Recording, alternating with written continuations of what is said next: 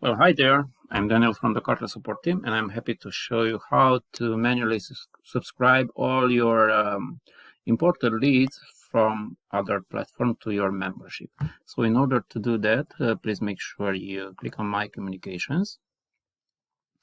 And also, if they are already subscribed to one of your lists, make sure you click on List. And you will see a number of active leads within your within every lead within every list you already have. Sorry, I apologize for that.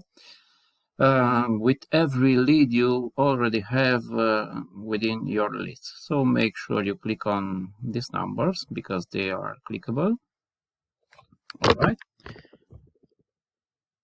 click on the check mark next to the name field, and from the actions drop down, make sure you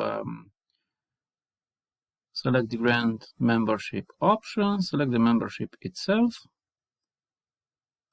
and the desired access level, and make sure you click on the save button. Once you did that, they will receive an email notification with their login details. So I hope this helps. If there's anything else I can help you with, please don't hesitate to reach back to us, and our team would be more than happy to help you. Until the next time, I wish you all the best and stay safe. Bye-bye.